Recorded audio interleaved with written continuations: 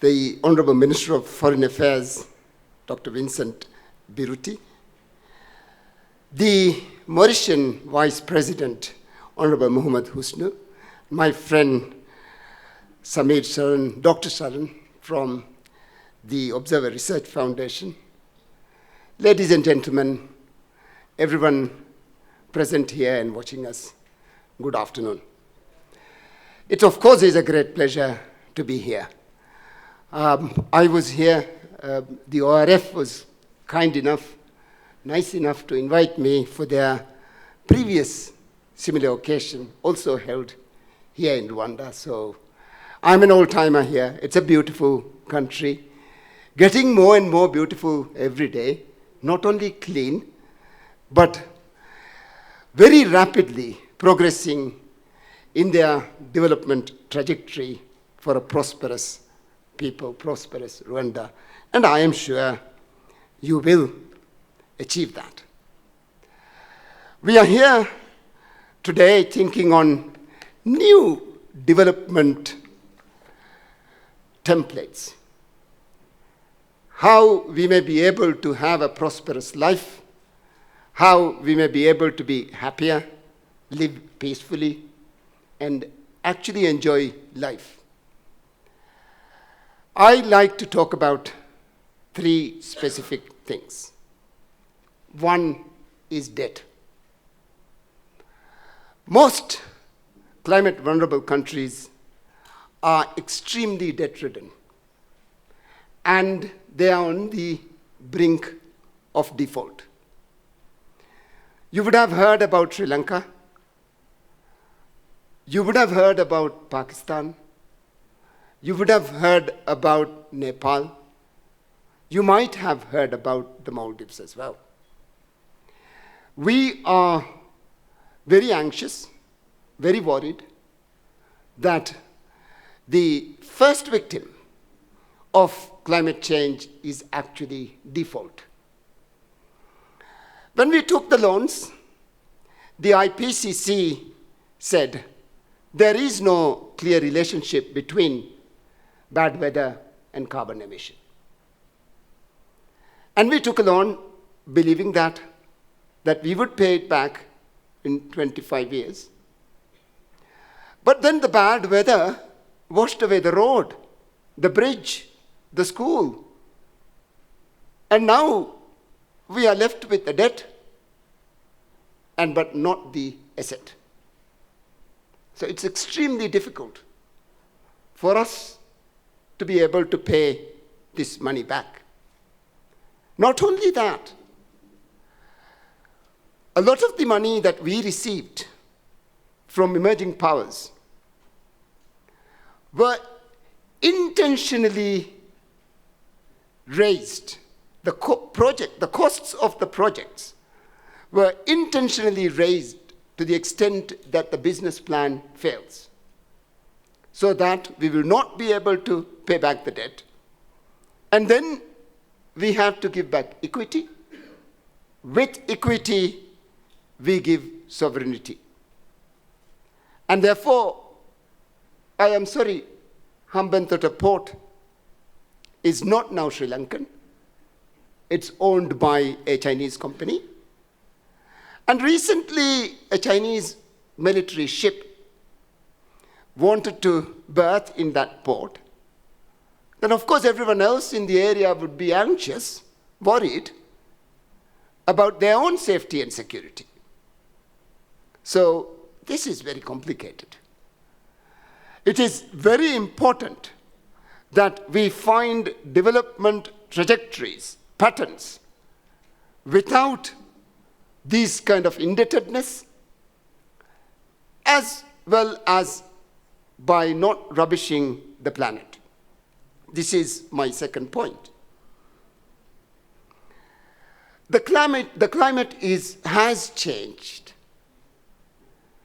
The old balance that the planet maintained, we might have actually lost it.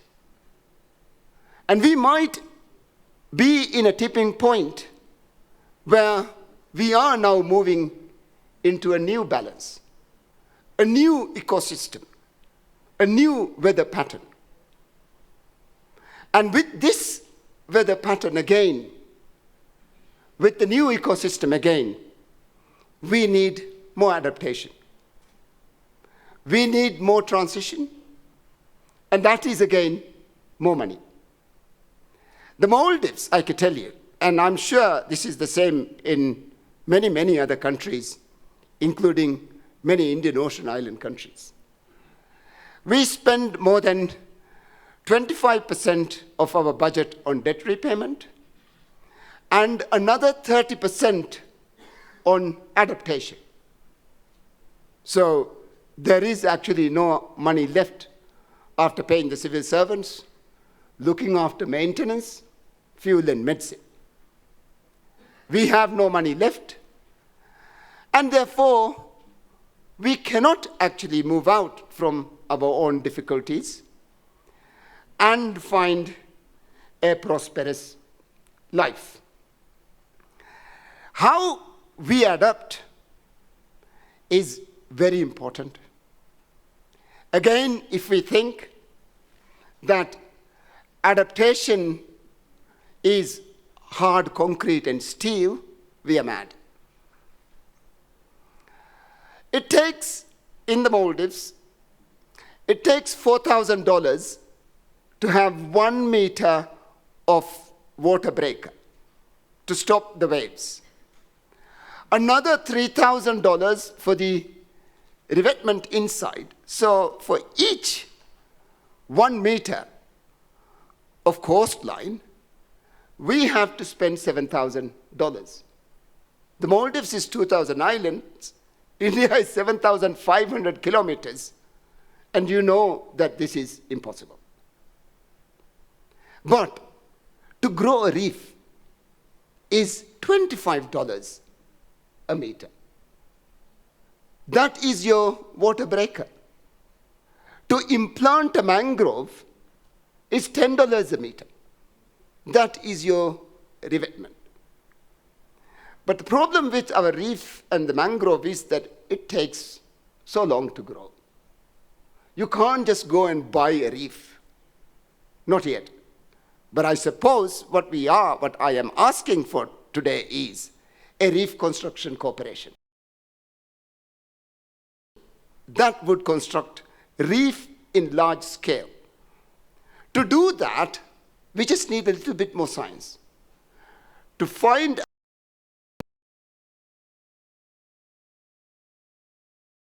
how it can grow faster. Genetic modification, GMO crops, have fed us all in Africa and Asia. And I can't see why we should not now turn to this, more science, and try to see how we may be able to protect our shorelines and how we may be able to bring in more biological adaptation. Adaptation that would grow using nature as infrastructure. We've all done that. I used to play hockey with a hockey club cut from a tree. That was in that style. You can grow anything in the manner that you want it to grow. We need more science to it. And I am sure I hope that in the next 2.5 days, as we talk about development and new methods, how we may be able to achieve that. We need your science. We need the Indian science. We need the American science. We need them to just imagine. We do not have a DNA map of a coral. We do not have that. It's not there. It's only been 2 years since scientists have tried to find the genetic codes, a map of the coral. And it's still not with us. And I am hopeful that you will have this conversation. Less extraction and more recycling.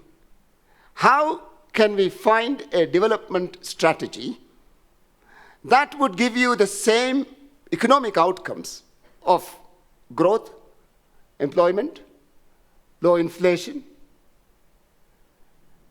but at the same time, maintaining the environment balance. I believe that this development strategy is now available. You can find ways of production without carbon emission. There is renewable energy, it's now plenty. There is the technology for us to be able to do that. We can have a development strategy where the byproduct actually saves the environment, where it is economically more viable to do that. I have our friend, the Rwandan foreign minister, who also has other calls. Thank you very much. It's been wonderful to be here. We will be around here for the next 2.5 days. I'm sure we will have more conversations, and thank you very much.